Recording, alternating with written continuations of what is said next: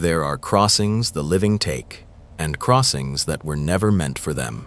If this is the kind of darkness you seek, the kind that lingers after the screen goes dark, step behind the mask. Become part of the hidden circle that gathers here. Leave your mark upon the threshold, and let the bell carry the next summons to you when the fog rolls in again. And if something has already followed you to this place, if you felt it on the water before the story even begins, whisper it into the dark below. We are listening. I want to be careful about how I say this, because I have spent 3 years trying to find the right words, and I am still not certain they exist.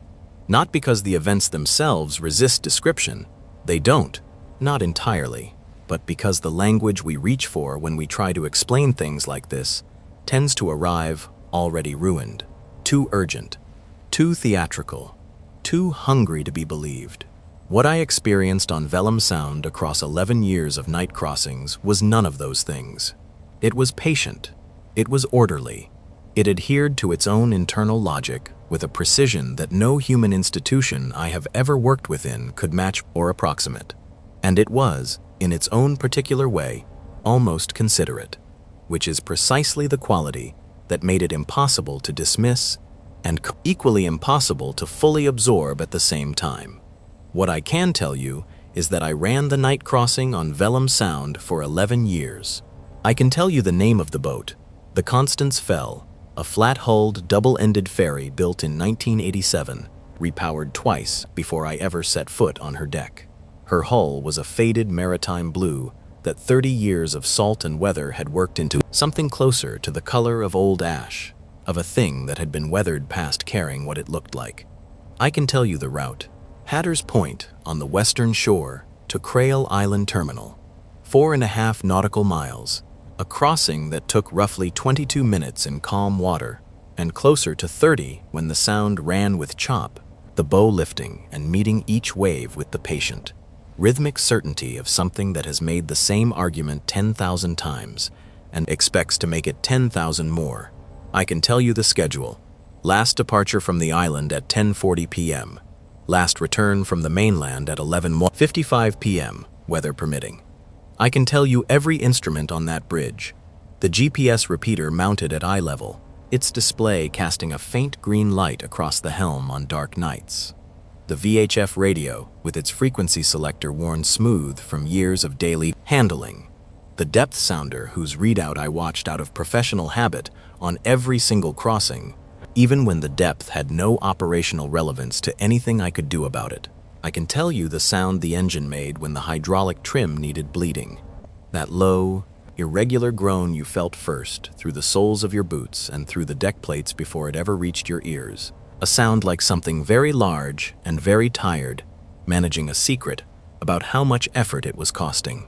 I can tell you the particular smell of the wheelhouse on a cold October night. Diesel and oxidized metal, and the deep, never quite gone dampness of a working space that had not fully dried out in 30 years of open water operation, and beneath all of that, whatever the wind was carrying off the sound on any given evening. Brine, kelp, the cold mineral breath of deep water, which had no clean name in ordinary language, but which I came to recognize the way you recognize a voice. I can tell you all of that because it is real, specific, and mine in the most uncomplicated sense. What I cannot tell you, with any confidence that you will believe me, is what happened during the fog crossings. What changed when the visibility dropped below a certain threshold and the sound became a sealed room of white and the navigation lights of the Constance Fell pushed 30 feet into the dark and were swallowed without returning anything. What the mid-channel position of Vellum Sound has been doing, quietly and without interruption, for longer than any vessel that has ever crossed it has been in service. I can describe what I saw. I can show you the numbers from the log I kept privately, not the official one the Vellum Sound Transit Authority maintains, which I will return to because those two documents are not the same record, and the discrepancy between them is the thing I have carried in my chest since the night I finally understood what the Constance Fell was actually doing out there in the dark. But let me begin where it is honest to begin, with the job, with the ordinary mechanics of it, and how completely aggressively ordinary they were for the first 9 years. Vellum Sound is not a body of water that appears on anyone's list of notable places. It occupies a stretch of coastline that tourism abandoned sometime in the late 1970s, when the inland highway rerouted and took the commerce with it, and the fish processing plant on Crale Island, which had sustained 3 generations of island families, finally closed and did not reopen. What remains is a residential population on the island of approximately 400 people year-round, expanding to perhaps 1,200 in the summer months, if you include the seasonal cottage families who arrive in June and treat the permanent residents with the complicated mixture of admiration and condescension that seasonal people tend to produce, and a ferry service connecting them to the mainland. 3 crossings daily in winter, 5 in summer.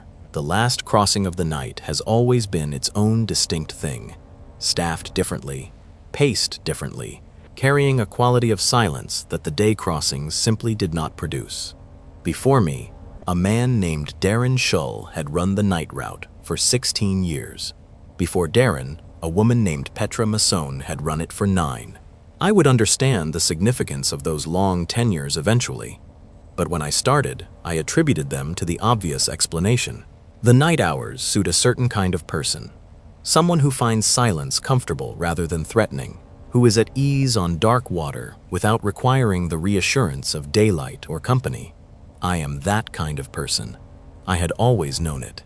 I took the job without hesitation and felt, within the first month, that I had found the work I was built for. I arrived at Hatters Point Terminal at 10:15 p.m. each night, 40 minutes before departure. The walk-around began at the dock, flashlight moving along the waterline, checking for anything the afternoon crossing had produced or failed to produce. A change in the way the hull sat in the water, a soft spot in the paint that signaled something developing beneath it. The 1,000 small communications a working vessel makes with the person who knows how to listen to it. Then aboard. Engine room first, always. Checking fluid levels and belt tensions and the bilge. Because the bilge on a 30-year-old double-ender is a running autobiography of everything that has worked loose or corroded or shifted, and the chapters change enough from day to day that you read them carefully. Then, navigation lights, each tested individually against the dark water of the empty slip. Red, green, white stern, confirmed and logged. Then, the VHF, keyed twice to confirm transmission, the squelch set, channel 16 monitored. Then the passenger cabin, swept for anything left by the afternoon crossing.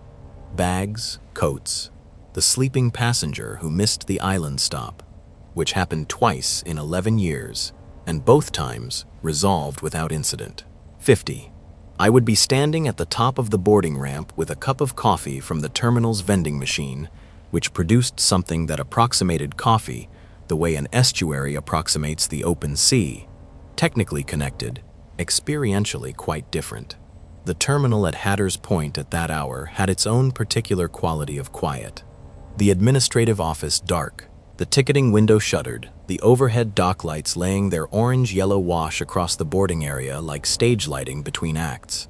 The water in the slip moved with the slow authority of something that predated every structure on that dock and would outlast all of them, rising and falling against the pilings in a rhythm that required no assistance and acknowledged no observer. I would radio Gail Fenwick, the Transit Authority's overnight dispatcher, a woman who had occupied that chair since before my tenure began and would, I suspected, still be occupying it long after I left. She acknowledged every departure call with the same flat, precise copy that Constance Fell, the voice of someone who has said the same sentence 10,000 times and has made a workable peace with saying it 10,000 times more. Gail's voice on the radio was the one fixed constant across 11 years of everything else shifting. Whatever the weather, whatever the season, whatever I was carrying internally on any given night, her voice was the same, steady and unglamorous and entirely real. Then I loaded whoever was waiting, counted them carefully, and departed. The count mattered. On a small ferry on open water after midnight, the count always matters, not merely for regulatory compliance, though the manifest requirement was real, but for the operational reality that if something went wrong in the middle of Vellum Sound in the dark, I needed to know exactly how many people required accounting for.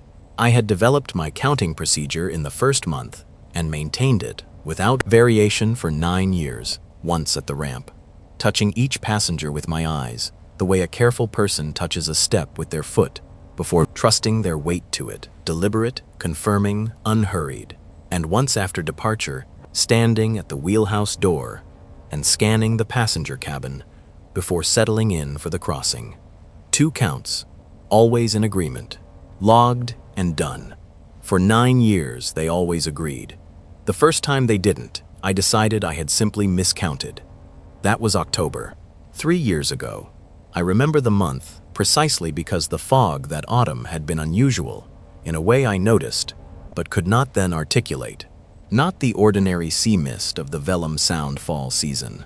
Thin, variable, burning off by mid-morning, with the cooperative efficiency of weather that knows its role. This fog was different in character. It arrived in the late afternoon and settled into the Sound with the deliberateness of something that had considered its position and chosen it intentionally. It moved in layers, so that standing on the dock, you might see the terminal building clearly enough, but find a white wall at the edge of the boarding ramp 6 feet away. It absorbed the dock lights and returned them diffused, transformed into a sourceless glow that eliminated shadows without providing clarity, so that the whole boarding area seemed to exist in a state of uncertain illumination, present but not confirmed.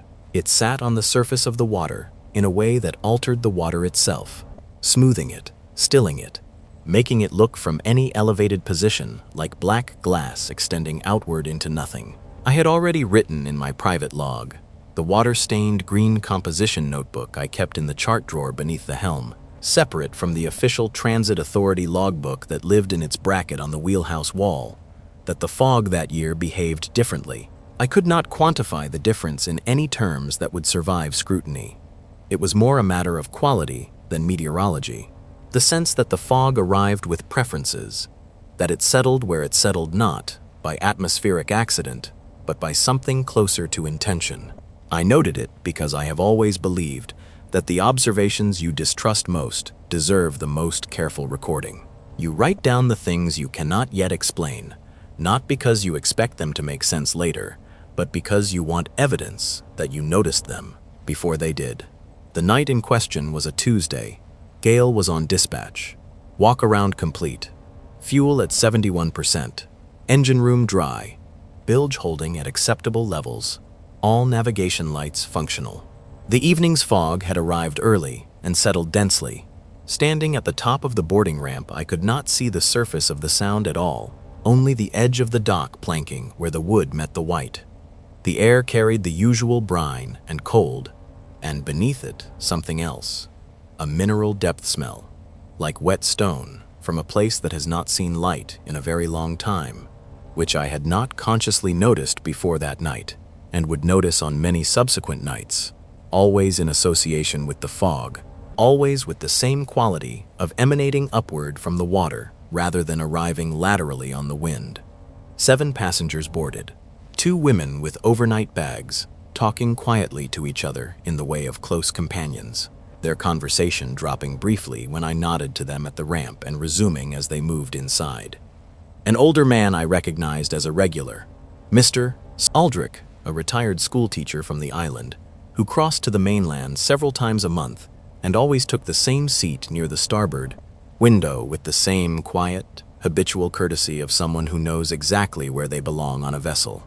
A couple returning from somewhere that had apparently disappointed them, wearing the specific closed silence of 2 people managing a shared frustration they had agreed not to discuss further, and 2 young men who boarded last, positioning themselves near the stern rail rather than going inside, their jackets not quite adequate for the October cold, their conversation dropping to murmurs once the boat began to move. I counted them at the ramp with the same deliberate attention I gave every boarding, each face, each body, each person accounted for and committed to my count before I looked to the next. I wrote the number in the log. 7 souls, 11:55 p.m. departure. Fog with visibility approximately 1/3 of a nautical mile, wind negligible. I called Gale. Copy that, Constance Fell.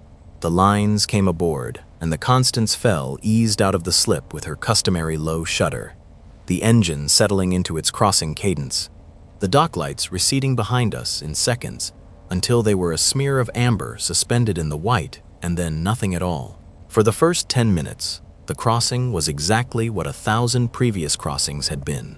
The GPS track held true. The engine ran at its regular pitch, that familiar note I could hear variations in the way a musician hears a held tone beginning to waver.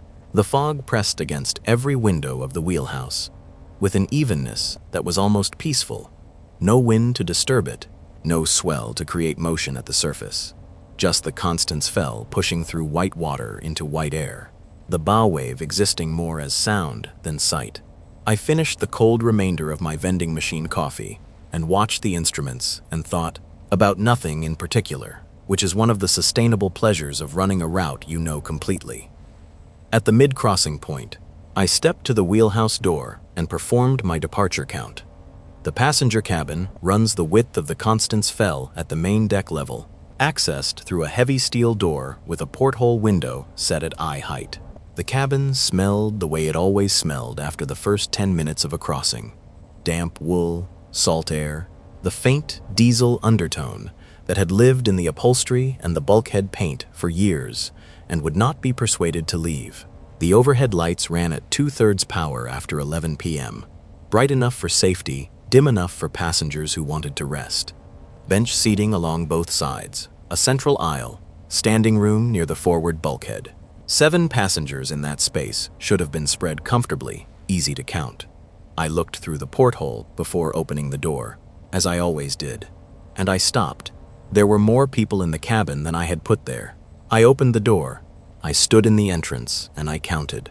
Methodically, left to right, forward to aft, each section given its full attention. I counted 9. 2 more than had boarded at Hatter's Point. 2 more than were recorded in the official log. 2 more than Gale's departure confirmation had acknowledged. The additional passengers were seated. 1 woman near the center of the port bench, her face angled away from me toward the fog beyond the starboard windows.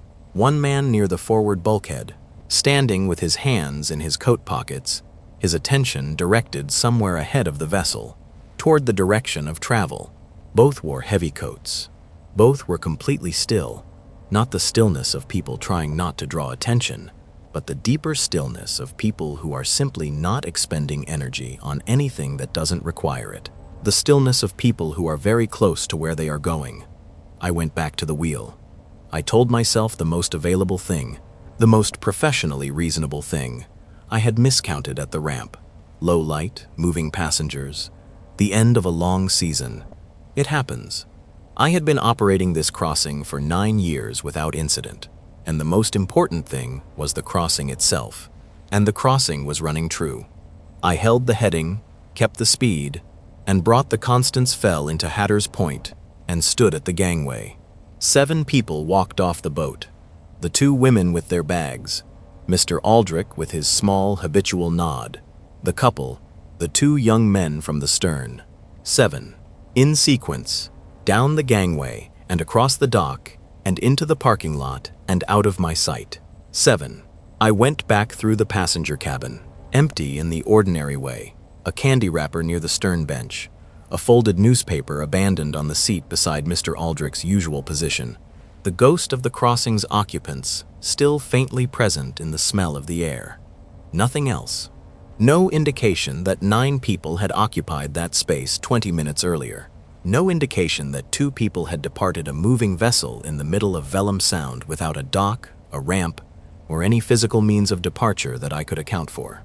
I sat on the port bench for approximately 5 minutes. The Constance Fell settled in her lines, the water making its small, steady sounds against the hull. Then I opened the green notebook and wrote, October 14th, boarded 7. Mid-crossing count, 9. Disembarked, 7. 2 unaccounted for. Review dock count procedure. I closed the notebook, went home through the fog-thickened roads, lay awake until nearly 3 in the morning, and told myself, with the diminishing conviction of someone who knows an explanation is doing less work than it used to, that I had made a counting error and that it would not happen again. I did not report it. I want to be honest about that choice and about the reasoning behind it, because both are part of the story. There was nothing, procedurally, to report. No missing persons, no distress, no safety incident, no physical evidence of anything except a discrepancy between two counts made by the same person under imperfect lighting at midnight. The official log for that crossing reads, 7 passengers, 1 crossing, no incidents. That is accurate in every dimension the transit authority's record-keeping system is capable of measuring. What existed outside those dimensions lived in the green notebook and in my own memory, and a memory unsupported by any corroborating evidence is not something you bring to a supervisor. It is something you watch carefully for the next occurrence. In November, it happened twice. The first time, I boarded 11, counted 14 at mid-crossing, and 11 disembarked. The 3 additional passengers left no physical trace in the cabin afterward. No forgotten objects, no displaced items, nothing to indicate they had occupied the space for 22 minutes of open water crossing. The second time, and this crossing changed the weight of the thing for me in a way the first had not, I boarded 4 passengers. 4 people, counted carefully at the ramp under improved lighting, with a mechanical clicker counter I had borrowed from the Transit Authority supply room. No ambiguity, no shadow or movement to confuse the number. 4. I counted them twice at the ramp and watched them settle into the cabin and closed the wheelhouse door, and tracked the minutes to the mid-channel with the focused attention of someone conducting an experiment they are not certain they want the result of. At mid-crossing, I counted 8. 4 disembarked at Hatter's Point. I sat in the wheelhouse at the dock for 40 minutes after the passengers had gone. The engine shut down, the fog pressing softly and evenly against every window, and I held the clicker counter in both hands and turned it over and tried to approach what I had witnessed with the same methodical honesty I applied to everything else about the job. The bilge readings, the fuel consumption curves, the weather patterns that predicted deteriorating crossing conditions before the official forecast caught them. I tried to give this the same quality of attention. I opened the green notebook. I wrote the date, the conditions, the counts, and then I wrote the sentence that had been building for 2 months and could no longer be deferred by any honest exercise of professional skepticism. This is not a counting error. I want to be careful about something here, because I think it is important to the credibility of everything else I am going to tell you. I am not a person who defaults to the inexplicable. My father ran a charter fishing boat on a similar stretch of coast for 30 years, and my childhood was largely an education in the difference between what water and weather actually do and what frightened or inattentive people imagine they do. I know how fog affects visual perception, how sound distorts and distances deceive when contrast is low and there is no fixed horizon. I know every rational account for misperception on open water at night. I applied all of them, systematically and without prejudice, across November and December, because I owed that effort to my own professional integrity before I allowed myself to conclude anything else. I upgraded the boarding ramp lighting, having 2 fixtures replaced that had dimmed below specification. I used the clicker counter on every boarding count, removing human memory from the arithmetic. I standardized my position at the ramp to the same spot each departure, directly under the primary overhead fixture. And I asked Gail, telling her I was running a personal accuracy audit of my counts, to radio me the passenger number from the terminal camera before each of my departures, giving me an independent second figure to compare against my own. The terminal camera at Hatter's Point is mounted on the overhead gantry above the boarding ramp and reviewed weekly for liability and operational records. It sees the full width of the gangway clearly. Gail pulled the count for me on 4 nights over 3 weeks, reading the number off the terminal display without apparent curiosity, in the easy manner of someone who finds a colleague's procedural requests unsurprising. On 3 of those nights, the camera count matched mine precisely, and the mid-crossing count matched both. Ordinary crossings, nothing to note.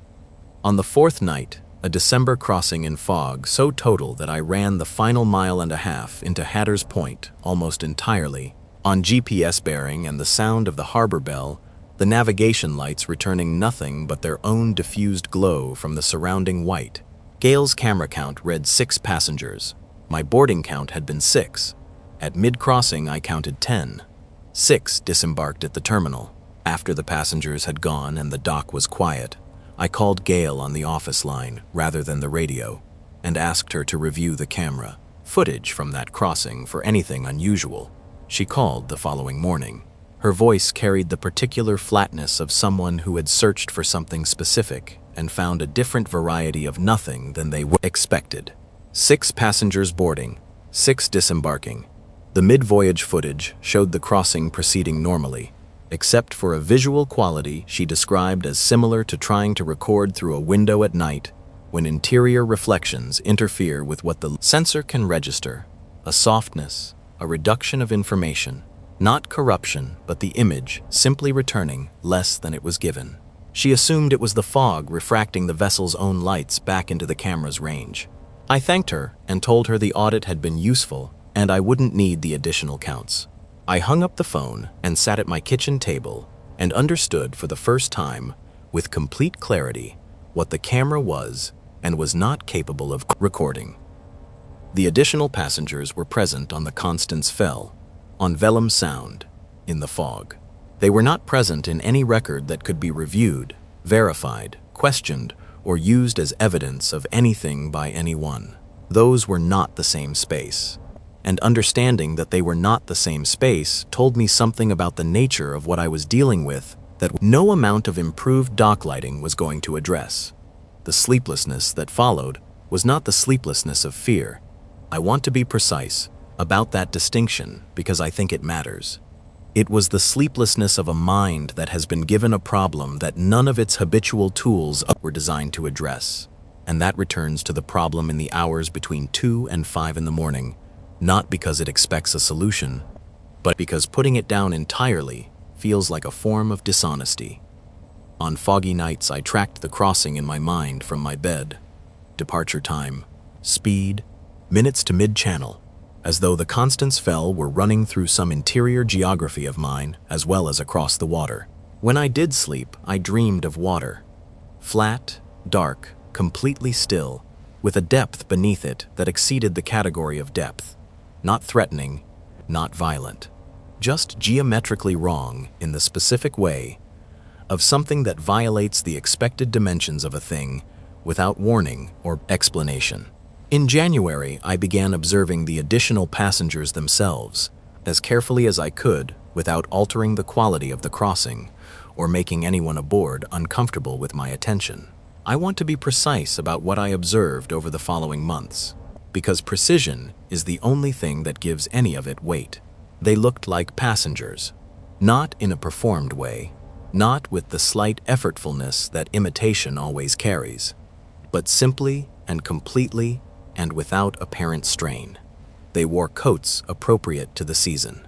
They sat in bench seats or stood near the forward bulkhead in the postures of people who are comfortable in transit, internally occupied, outward attention minimal. The general composure of those who are accustomed to waiting and have no particular objection to it. There were 2 things that distinguished them from the living passengers with absolute consistency across every fog crossing I observed through the winter and into the following spring. The first, they never looked at me. I want to be exact about what I mean, because there is a difference between a passenger who avoids the operator's eye and a passenger for whom the operator simply does not register as something requiring acknowledgement. The additional passengers fell entirely into the second category. When I opened the cabin door during a crossing, the living passengers noted me in the small automatic ways that people note each other. A glance, a slight postural shift, the minor social recalibration of someone who has registered that a presence has entered the shared space. The additional passengers did none of this. Not because they were avoiding me, because I was a feature of their environment rather than a participant in it. I was the engine sound. I was the motion of the vessel. I was present, functional, and not requiring a response from them any more than the sound of the water required one. The second, they were gone before either shore arrived. Not at the terminal, not at Hatter's Point. During the crossing, in the vicinity of the mid-channel, within a window, I was never able to isolate to a specific moment, despite every attempt to narrow it through careful timing. They were simply no longer aboard. No sound, no movement in the air of the cabin, no change in the behavior of the living passengers around them. One count they were there, the next they were not. And the living passengers arrived at the terminal having noticed nothing, because there was nothing to notice. Because whatever the additional passengers were, and wherever they were going, the Constance Fell was the means, and the mid-channel was the destination, and the living were simply fellow travelers on the visible portion of a longer journey. I found Darren Schul in February. The search required 3 weeks of careful, oblique inquiry, asking people who had worked at Hatter's Point Terminal long enough to remember his tenure, framing my questions as professional interest, which was not entirely untrue. The lead came from Carl, a retired marine mechanic who had serviced the Constance Fell throughout most of Darren's 16 years and who gave me a phone number in Paris, Creek, with the unhurried generosity of someone who finds the small threads of professional continuity genuinely interesting rather than burdensome. Darren was 67 and lived at the end of a quiet residential street in Paris Creek, 40 minutes inland, in a low valley where the sound of the coast was theoretically absent.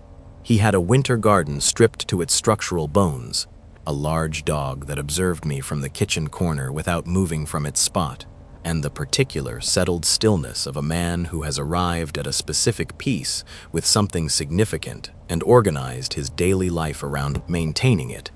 He invited me in without ceremony or surprise. He made coffee, real coffee, from a stovetop pot, which smelled like a rebuttal to every cup I had ever consumed from the vending machine at the terminal. He sat across from me at his kitchen table and looked at me with the measured patience of someone who has been expecting a conversation in its general shape for some time and has had the opportunity to prepare for it in the ways that matter.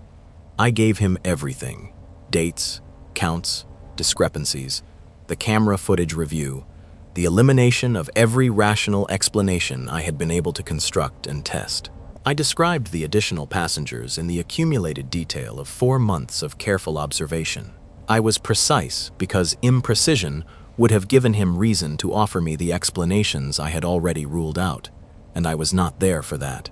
He listened without interruption. When I finished, he was quiet for a moment that was deliberate rather than hesitant. Then he said, "The fog crossings, not a question." "Yes," I said. He nodded with the specific quality of confirmation, the nod of a person hearing the thing they knew privately arrive in the room between them. "How long before you stopped being able to explain it to yourself as a counting error?" I told him approximately 2 months. 6 for me, he said. I worked through the lighting first. Then I thought the fog was affecting my perception of the cabin's spatial dimensions, making it read as larger than it was, producing the impression of more bodies in the space. Then I started using a pen mark on my wrist at every boarding, and I could not maintain that explanation anymore. We talked for 2 hours, he confirmed, with the unhurried specificity of someone recounting things they have rehearsed only in their own mind. Every structural element of what I had experienced, the counts and their consistent pattern, the mid-crossing disappearances, the camera's inability to record what the cabin contained, the ordinary appearance of the additional passengers, their absolute non-engagement with the operator. He confirmed one additional thing I had not yet experienced at the time of that visit. Additional passengers could leave physical objects behind, and I noted it and would later understand it. "Did you ever try to speak to them?" I asked. He looked at the winter garden through the kitchen window for a moment. Then he said, "Once, early in my understanding of it, before I had settled into what it actually was. I went back to the cabin during a fog crossing at roughly mid-channel and positioned myself near a woman who was seated alone on the starboard side. She was looking out at the fog, not searching it, present to it, the way you are present to something you recognize completely and no longer need to examine. I asked if she was comfortable, if she needed anything." He paused. The kitchen was very quiet. She looked at me, he said, and that was different from being looked at by a living person. There was something in it that was working something out. What I was, what my question meant, what category of thing I represented to her crossing. Not alarm, not hostility. The careful, unhurried attention of something that has encountered an unexpected variable and is assessing it without any particular urgency. And then the fog shifted and she was not there, and I have never addressed any of them since. I asked whether he had ever reported it. He made a sound that occupied the space where a laugh might have been without quite becoming one. To whom? He said. Saying what? I counted 7 passengers and arrived with 11. Therefore, something unusual is occurring on my route? He shook his head. The crossing runs. The living passengers arrive safely every time, without exception or variation. Whatever the additional passengers are, whatever they are using the crossing for, the Constance Fell does not disturb their process, and their process disturbs nothing aboard. There is nothing to report except a recurring discrepancy in my own count that no camera will support and no second witness has ever confirmed. He looked at me steadily. What would you have put in the report? I had no answer. I still don't. Why this route? I asked. Why this particular crossing? He was quiet for a stretch that told me he had arrived at a conclusion on this question some time ago and was choosing how much of it to share. Then he said, Vellum Sound is old water, not historically, geologically. The channel at mid-sound runs to depths inconsistent with the surrounding basin. The survey charts show formations down there that the 1940s survey team noted and did not name, and subsequent revisions did not revisit. Things at depth that don't have accepted categories in any system I have access to. He paused. I came to believe that the crossing runs along something, a quality of the water at that particular position, something that has always been a top crossing in a sense that predates the ferry, predates organized passage, predates any record that exists. The Constance Fell runs on the surface of it. She makes it available. That is what the night route is. That is, I think, what it has always been.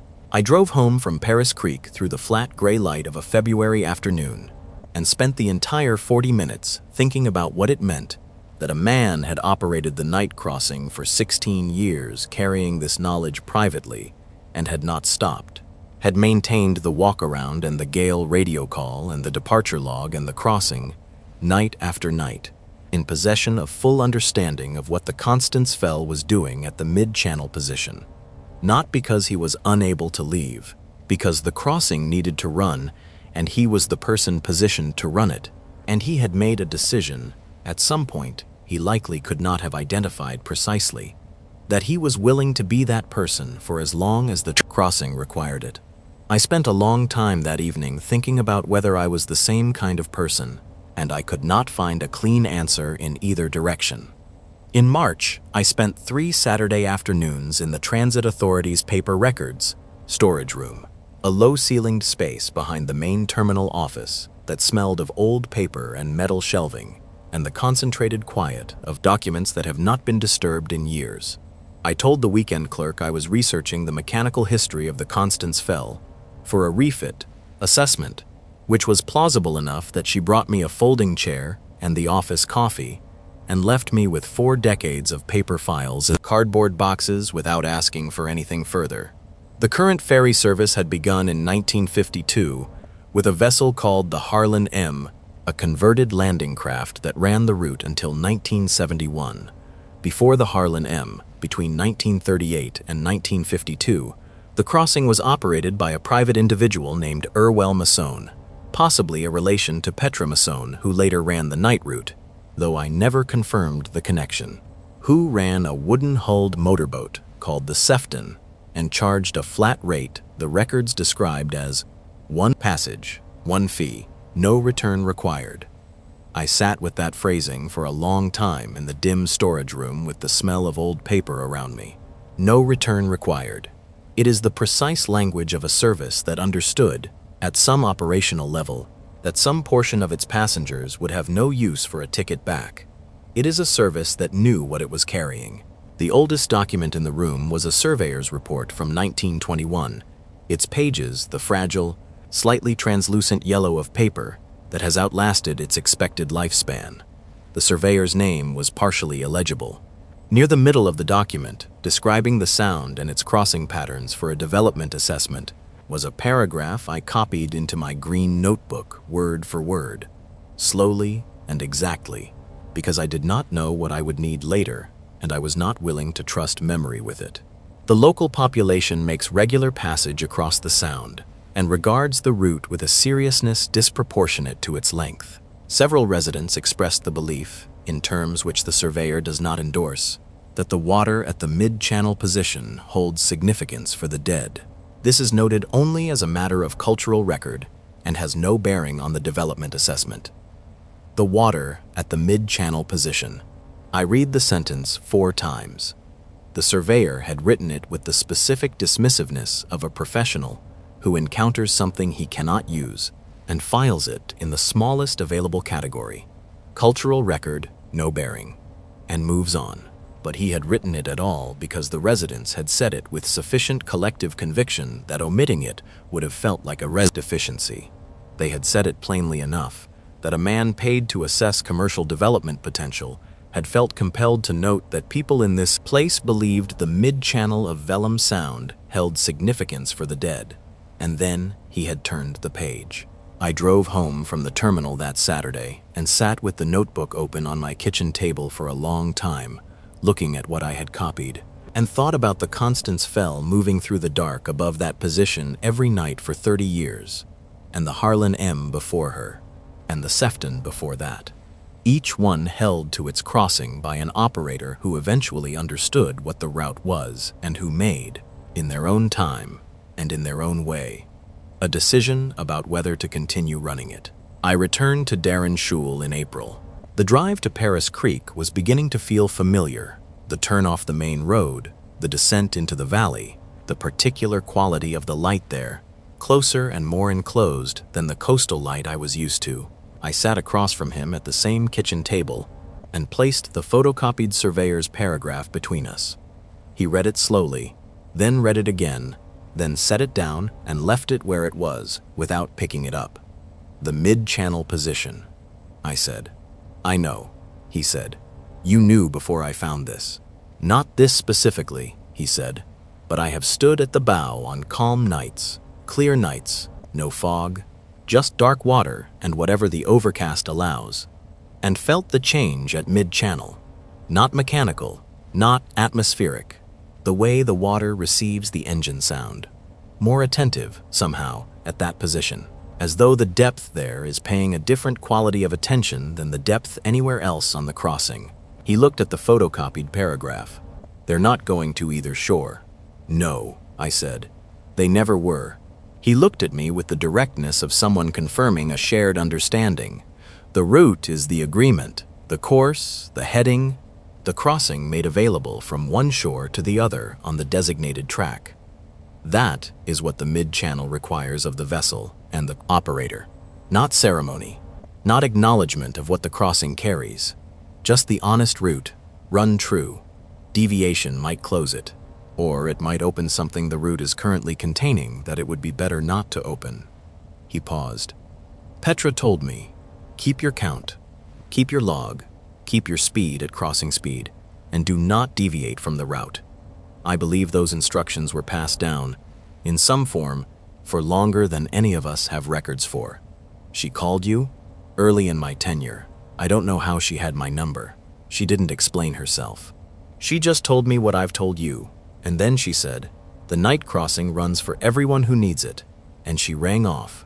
I drove home from Paris Creek in the last of the April light, and I held those words the entire way back, turning them over against everything I had observed and everything I had found in the storage room and everything Darren had confirmed. The night crossing runs for everyone who needs it. Not everyone who is living. Not everyone who has purchased a ticket. Everyone who needs it. I thought about the surveyor and his dismissal and his inability to not write it down anyway. I thought about Irwell Masson and his flat rate and his explicit acknowledgement that some passengers would not require the return. I thought about the Harlan M and the Sefton and the unnamed arrangements before them, all of them running the same route above the same mid-channel position for the same purpose that predated every vessel and every operator and every record that had survived to be found. Late April brought the crossing that changed my understanding of the scale of what the Constance Fell was doing. The fog that night was the most complete I had operated in all year. Not a reduction of visibility, but a replacement of it. The world beyond 30 feet, not obscured, but simply absent. The Constance Fell, enclosed in a moving sphere of white that traveled with her and revealed nothing. 6 passengers at boarding. A man with a bicycle secured to the exterior rack. A mother and daughter sharing a set of earbuds with the easy physical closeness of family. A teenager whose attention did not leave his phone from boarding to the moment I pulled out of the slip. And an older couple in the stern end bench, whose proximity to each other had long since rendered words between them optional. 6 passengers, confirmed by the clicker counter, and confirmed by Gale's camera count when I called ahead.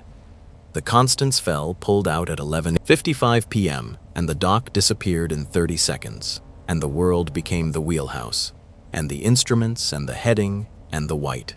At mid-crossing, I counted 14 people in the passenger cabin, 6 living, 8 additional. I had never counted more than 6 additional passengers before that night. I stood in the cabin doorway and counted left to right twice, slowly, giving each person the full attention of a deliberate count, and arrived at 14 both times. 8 additional passengers distributed through the space. 2 seated on the port side, 1 standing near the forward bulkhead, 2 more on the starboard bench, another pair in the standing area, and 1, a man, seated alone near the center of the port bench. All in heavy coats, all completely still, all facing the same direction. Not at the windows, not at the fog, not at each other, or at the living passengers sharing the cabin space with them.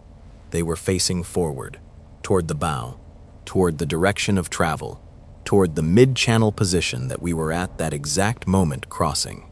They were oriented toward it with the certainty of people who have known their destination for a very long time and are simply waiting for the distance to be covered. The geography of the sound was as familiar to them as it was to me. More familiar, perhaps, in some register that predated my familiarity and would outlast it. And then the man on the port bench turned and looked at me. He held my gaze across the cabin for approximately 3 seconds. I counted them. Or rather, time slowed in the way it slows when the thing you are experiencing is outside the categories your experience has prepared for. He was perhaps 50 in appearance, or perhaps age was not the right framework for what I was seeing, and 50 was simply the closest register my mind could reach. He wore a heavy dark coat and sat with his hands resting on his knees, and he looked at me with an expression that I have examined from every angle in the 3 years since, and can still only describe this way. It was the expression of someone who has been receiving a service for a long time, carefully and reliably, by a person who never asked for acknowledgement, and who has chosen, in the only brief window the circumstances make available, to provide that acknowledgement anyway. Not gratitude in the uncomplicated sense, something older than gratitude, something that understood the cost of what I was doing more clearly than I understood it myself. 3 seconds. Then the fog shifted in its small, continuous way, and he was not there. None of them were. 6 people in the cabin, the man with his bicycle, the mother and daughter, the teenager, the couple, and the smell of salt air and damp wool and diesel. And on the center of the port bench where the man had been sitting, a stone.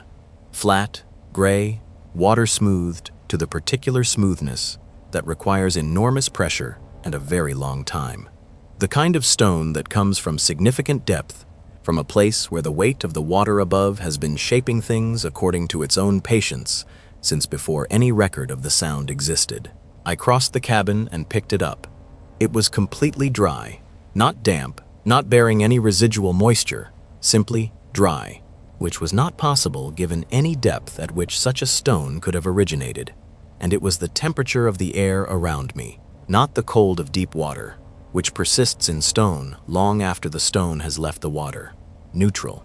The temperature of the present room, the present moment, as though it had been so many places for so long that it had ceased to record location or temperature as meaningful qualities of its own existence, as though it had finally arrived somewhere it had been traveling toward for a very long time and had released everything it had been carrying in transit.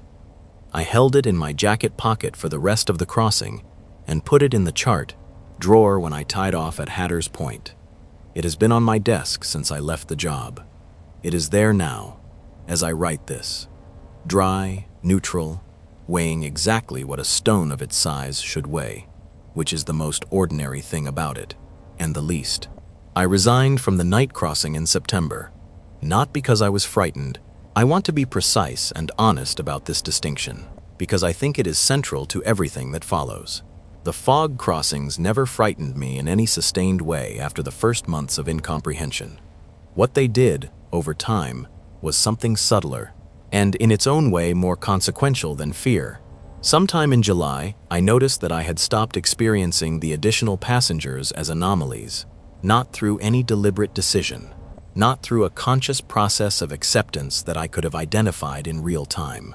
But one evening in July, running through my boarding count at the ramp, I found a particular quality of readiness in myself, a pre-adjustment for the mid-crossing count being higher, the way you pre-adjust for a tidal variation you have observed often enough that it no longer registers as a surprise, but as a known feature of the operating environment. The additional passengers were not something the boarding count captured. I knew this. The knowledge had moved from the category of unsettling mystery into the category of operational fact, and the movement had happened gradually enough that I had not noticed it happening. I sat with that observation in the wheelhouse on the return crossing that same night, and the clarity it produced was the clearest thing I had felt in months. I was settling. The accommodation I had built around the knowledge of the fog crossings was deepening, incorporating, becoming structural to my understanding of the job. And the settling felt right, which was the part that alarmed me, because I was no longer certain that the sense of rightness was entirely mine. Darren had run the crossing for 16 years, Petra before him for 9. The night route at Vellum Sound tends toward long tenures, and I had attributed this, in the beginning, to temperament. I still believe that is part of it, but the other part, the part I understand now, is that the crossing holds the people who run it in the accommodation they build, gently and without any explicit demand, for as long as those people are willing to remain. Not claimed, not trapped, just settled. And the settling can extend for 9 years or 16 or more, and at no point does anything ask you directly to stay or give you a clear reason to go. You simply look up one day and find that the route has become more than a route, that the Constance Fell is more than a vessel you operate, that the mid-channel is something you have a relationship with, and that the relationship is asking more of your identity than you may have originally agreed to offer. I gave 60 days' notice. The transit authority filled the position without difficulty. Tom Vara, a day route operator who had worked for the authority for 6 years and wanted the shift change for personal reasons I did not ask about. I trained him on the Constance Fell for 2 weeks. Mechanical systems, operational procedures, the specific behavioral tendencies of an aging vessel on a route she knew as well as I did. I was thorough because thoroughness had always been my professional standard, and I was not going to abandon it on the way out. I did not tell him about the fog crossings. I left the green composition notebook in the chart drawer beneath the helm. No note, no instructions, no explanation. I placed it in the drawer on my last shift and closed the drawer and walked off the Constance Fell and did not look back at the slip because I was not certain what looking back would do to the decision I had made. I have thought about both choices, the silence and the notebook, every day since. The argument for not telling Tom directly is one I have examined carefully. Darren did not tell me, and I found my way to the knowledge on my own terms, and the crossing continued to run and to harm no one through the entirety of my finding it. The knowledge is not required to operate the route. The route requires only a steady hand and a true course, and Tom Vara has both. He will count carefully and notice the discrepancy and sit with it and find his own path to the accommodation and perhaps his path, unframed by my experience, will suit his particular nature better than anything I could have handed him. The argument against is simpler and harder to set down. He deserved what Darren gave me in the kitchen in Paris Creek, the experience named by someone who had lived it. The private arithmetic of the fog crossings acknowledged by another person, so that it was not something he carried alone in the dark at the mid-channel of Vellum Sound. He deserved to not spend 6 months in the small hours wondering whether the water was doing something to his perception. I do not know which argument is correct. I have not stopped examining it, and I have not found a verdict I trust. That uncertainty is what I carry now, 40 miles inland, at a desk that is not a helm, in a city that does not know the sound of the harbor bell, or the particular quality of white that forms on Vellum Sound when the fog comes in thick and decided and stays. 8 months inland. The apartment is quiet by the standards of a working coastal terminal at midnight. I work logistics for a regional distribution company, coordinating freight manifests, which has a symmetry I register every morning, counting, reconciling, ensuring the number that left origin matches the number that arrives at destination, flagging anything that doesn't balance. I am good at it. I have always been good at counting. The professional habit holds, even when the thing being counted is cargo rather than souls on open water in the sand. Fog. On nights when the marine forecast mentions dense fog on Vellum Sound, the persistent, structural kind, the kind that settles in the late afternoon and has no intention of lifting before morning, I find myself tracking the crossing from my desk or my bed, as I used to track it from the wheelhouse. Departure time, speed over ground, minutes to mid-channel. Not with dread, and not with the particular directed longing I expected to feel after leaving. Something more neutral than either. A sustained attention that has no available resolution. The way you attend to a question you have asked, into a space that will not answer. I think about the 8 passengers in the April crossing, all oriented toward the bow, all knowing exactly where they were in the Sound's geography. The certainty of them. The complete absence of searching in their posture, the way the mid-channel was not a destination they were approaching, but a destination they were already, in some meaningful sense, at. I think about the man who turned and looked at me. 3 seconds, across a cabin that smelled of salt and damp wool and old diesel. At the exact midpoint of the last crossing, I had fully understood before I began to understand it differently. What it cost him to produce that look. What he understood about the service he was acknowledging that I still haven't finished understanding about the service I was providing.